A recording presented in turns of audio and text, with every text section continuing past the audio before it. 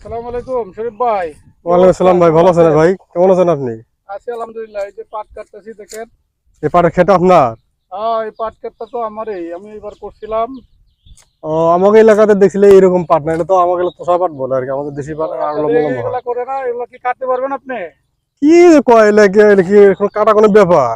আর কি এ তো কাটতে এক পারবেন? বিঘা তুমি একলা কেটে শেষ হয়ে লাইছি। গপ্প করেন নাকি? হ্যাঁ গপ্প, চাপা আমি মারেন? আমি কোনো গপ্প টপ্প করি না। আমার এলাকা কৃষকের পোলা, আমার বাপে কৃষক, আমি নিজেও কৃষক ছিলাম, আপনার বাপের সাথে দাদাও সহযোগী কৃষক? করছি। আমার চোদ্দ কৃষক। সর্বনাশ। আমরা আপনার এইসব তো বিরাট বাপের কৃষক। সাথে পাট কেটে সহযোগী করছি। এই হিসাব কেমন কাটতে পারবেন? এই যে দেখেন দেখি না? পাট, এই যে সরেন।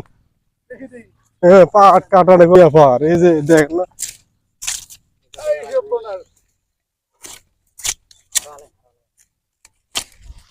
নাইল লাগাইতে হবে, তো পাট একবারে সাফ করে আর লাগবে। নাইলে কাটে, আমাকে লেখা পাট আর নাইলে। পুলিশের অবশ্য সব কাজই শিখা লাগে। হম। কারণ সব কাজ শিখা থাকলে ভালো, কোন সময় কোন বিপদে পড়ন লাগে কোয়া যায় না। হ্যাঁ, তাহলে তো শরীফ ভাই তো ভালোই পাট কাটেন নাকি?